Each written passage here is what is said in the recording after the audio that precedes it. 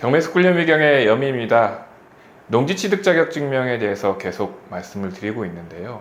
이 농지취득 자격증명에는 두 가지가 있습니다. 하나는 농업 경영을 목적으로 해서 농지증을 받는 것 하고요. 하나는 주말 체험 용농으로 농지증을 받는 방법이 있는데, 이번 시간에는 주말 체험 용농에 대해서 말씀을 드리도록 하겠습니다. 13강 주말 체험 용농 목적의 농지취득 조건. 주말 체험 용농이란 농업인이 아닌 개인이 주말 등을 이용하여 취미 생활이나 여가 활동으로 농작물을 경작하거나 다년생 식물을 재배하는 것을 의미하며 세대당 1000제곱미터 미만의 범위에서 소유가 가능하다.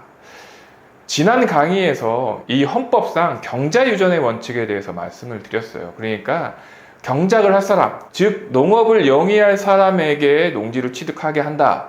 그런데 꼭 농업을 영위를 하는 사람에게만 농지를 취득하게 하면 거래가 또 쉽지 않겠죠. 그리고 이 농업을 업으로 하는 사람에게만 농지를 소유하게 하면 너무 가혹하다고 느껴지죠.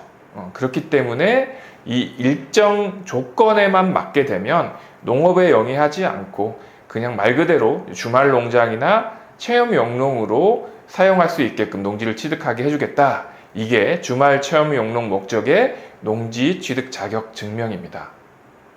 자, 이 발급 기간에는 다음 사항을 확인하여 농지 취득 자격 증명을 발급하게 되어 있는데요. 일단 신청 대상 면적이 세대원이 소유하고 있거나 취득할 농지 면적의 합계가 1000제곱 미만인지의 여부, 이거를 기준으로 삼고 있죠. 다시 보시면 세대원이라고 되어 있어요. 그러니까 이 개개인이 아니고 세대원 전체가 소유하고 있는 면적을 기준으로 보시면 됩니다. 세대원이 혼자라면 개인이겠지만 가족으로 이루고 있는 경우, 그러니까 배우자라든가 또는 자식 또는 부모와 같은 세대를 이루고 있다고 하면 그 세대원 전체의 농지 소유 면적의 합, 그것을 기준으로 봅니다.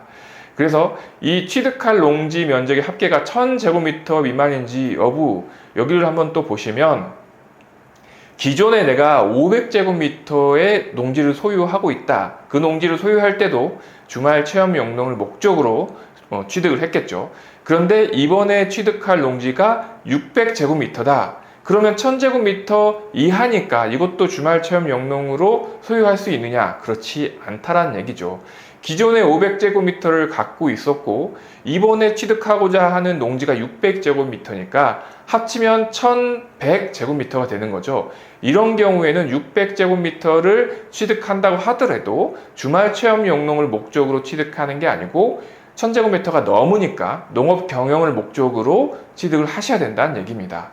그러니까 꼭 농업 경영을 해야 된다 뭐 이런 뜻이 아니고 서류상 농업 경영 계획서를 작성하고 농지증을 받아야 된다는 말인 거죠.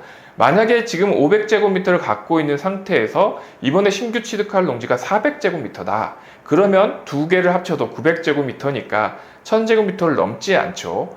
이럴 때에는 주말 체험 용농용으로 농지증을 취득해야 된다. 그러니까 주말 체험 용농 계획서를 작성하고 농지증을 받아야 된다. 이런 뜻이 되는 거죠. 결국에는 그 농지를 농업으로 이용하든 주말 체험 용농으로 이용하든 그거는 나중 문제이고, 지금 이 농지증을 취득할 때 주말 체험 용농 계획서를 작성하고 취득을 하는 것이냐, 농업 경영 계획서를 작성하고 취득하는 것이냐, 이 차이라고 보시면 될 것 같습니다. 자, 그리고 신청인의 주소지와 농지 소재지가 다른 지역이라고 해서 이 농지 취득 자격증명 발급이 제한되지 않는다라고 지난 시간에도 말씀드렸듯이 다시 한번 말씀드립니다. 지금 예를 들어서 제가 남양주에 사는데 남양주에 사는 사람이 예를 들어서 포천에 있는 농지를 산다. 이렇다고 하더라도 농지증 발급이 제한되지 않는다. 남양주하고 포천은 붙어있기 때문에 또 발급이 안 된다고 할 수 있겠지만, 만약에 제가 남양주에 살면서 예산에 있는 농지를 구입한다. 사과나무를 심기 위해서. 그렇다고 하더라도 농지증은 나올 수 있다. 어떻게 나오느냐? 제가 계획서를 잘 써야 되겠죠.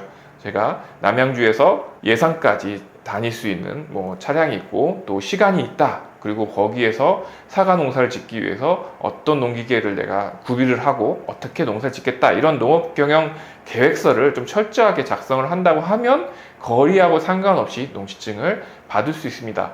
더 먼 것도 가능할까요? 네, 더 먼 것도 가능합니다. 그래서 꼭 연접이나 30km 이내인 농지만 구입할 수 있는 게 아니고 거리하고 상관없이 농지증을 받을 수 있다. 그 농지증이 주말 체험 영농을 목적으로 하는 것이든 아니면 농업 경영 계획을 하는 것이든 농지증을 취득할 수 있다는 말입니다. 주말 체험 영농 목적의 농지는 농업인이 아닌 개인만 취득할 수 있으며 법인은 취득 불가이다. 법인은 이 주말 체험 영농 목적으로 농지를 취득할 수 없습니다. 그리고 농업인은 주말 체험 영농으로 취득할 수 없습니다.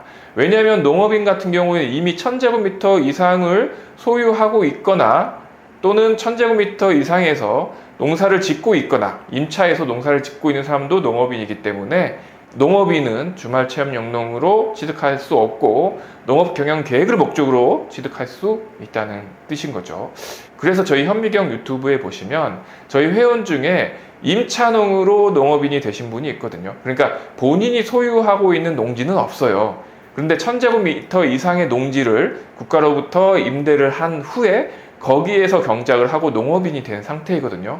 그런데 지금 소유하고 있는 농지가 없는 상태에서 400제곱미터 정도의 농지를 소유하기 위해서 농지증을 신청을 했습니다. 그랬더니 이 지자체 담당자가 400제곱미터는 1000제곱미터 이하이기 때문에 주말 체험 영농용으로 농지를 취득할 수 있는데 그 지역이 농업진흥구역이다. 그래서 이 농업진흥구역은 주말 체험 영농용으로는 농지증이 나갈 수 없어요. 그렇기 때문에 이 회원은 농업인이라고 하더라도 농지증을 내줄 수 없다. 이런 식으로 결론을 냈는데 여기 보시면 농업인이 아닌 개인만 취득할 수 있다고 되어 있거든요. 근데 그분은 이미 농업인입니다. 농업인이기 때문에 그 땅을 주말 체험 영농용이 아니고 농업 경영을 목적으로 400제곱미터도 소유할 수 있다는 뜻입니다. 이해가 안 되신다고 하면 조금 더 강의를 들어보시면 이해가 되실 겁니다. 주말 체험 영농 목적의 농지도 정당한 사유 없이 해당 목적에 이용하지 않는 경우에는 처분 대상이 된다. 그러니까 이 주말 체험 영농이라고 하더라도 경작 상태를 유지해야 된다는 뜻인 거죠. 농지를 농지로서 사용하지 않는다면 이행강제금 처분을 받거나 아니면 농지를 처분해라 라는 명령을 받을 수도 있다는 뜻입니다. 그리고 이 주말 체험 영농 목적의 농지는 임대 허용 사유에 포함되어 있지 않는다. 그렇기 때문에 임대를 주면 안 된다. 만약에 임대한 경우에도 이 처분 통지의 대상이 된다라고 지금 설명으로 나와 있습니다. 자, 주말 체험 영농의 목적의 농지 취득 조건에 대해서 이 13강에서 말씀드렸습니다.